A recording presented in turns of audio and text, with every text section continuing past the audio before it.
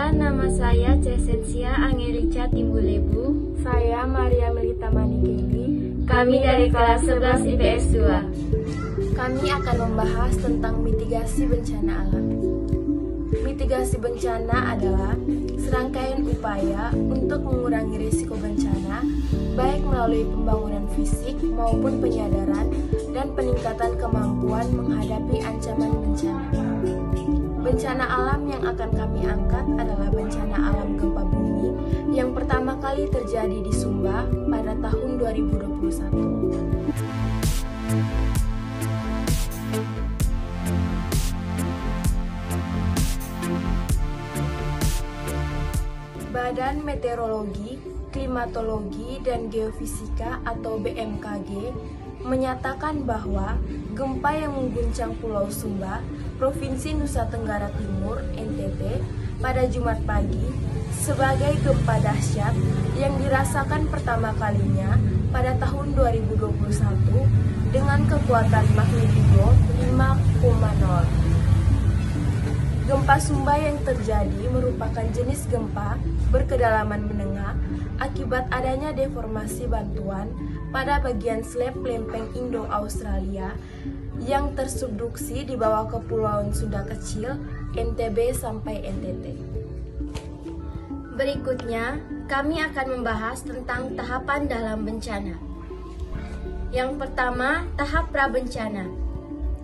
Pada tahap prabencana, di mana tidak terjadi bencana, penyelenggaraan penanggulangan bencana meliputi 1. Perencanaan penanggulangan bencana, 2. Pengurangan risiko bencana, 3. Pencegahan, 4. Pemaduan dalam perencanaan pembangunan, 5. Persyaratan analisis risiko bencana, 6. Pelaksanaan dan penegakan rencana tata ruang, 7. Pendidikan dan pelatihan, 8. Persyaratan standar teknis penanggulangan bencana. Yang kedua, tahap tanggap darurat.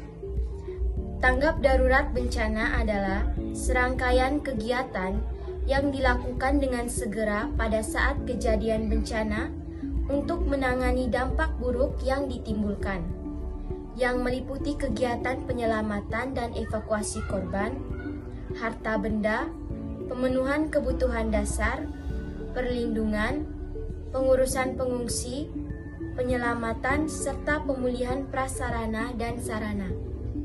Yang ketiga, pasca bencana. Penyelenggaraan penanggulangan bencana pada tahap pasca bencana meliputi rehabilitasi dan rekonstruksi. Siklus rencana penanggulangan bencana. Yang pertama, pengenalan dan pengkajian bahaya. Potensi bahaya bencana gempa bumi. Secara langsung, gempa bumi dapat menyebabkan guncangan, sobekan permukaan, likuifaksi, rockfall, longsoran, dan rusaknya bangunan. Dampak tidak langsung dari gempa bumi dapat mengakibatkan tsunami, mass wasting, banjir, kebakaran, dan kontaminasi zat beracun. Kedua, pengenalan kerentanan. Kerentanan ini dapat berupa kerentanan fisik. Kerentanan fisik didefinisikan sebagai sifat struktur fisik yang menentukan potensi kerusakan terhadap bencana.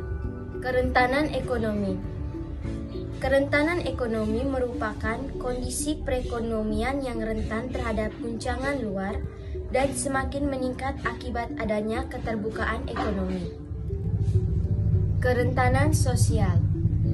Kerentanan sosial wilayah menggambarkan kerapuhan sosial dari suatu wilayah akibat pengaruh dari adanya bahaya, ancaman, dan bencana yang memiliki potensi merusak, mengganggu, serta merugikan. Kerentanan lingkungan. Kerentanan lingkungan didefinisikan sebagai fungsi dari keterpaparan lingkungan, sensitivitas, dan kapasitas adaptif. Ketiga, analisis kemungkinan dampak bencana. 1. Bangunan jadi rusak.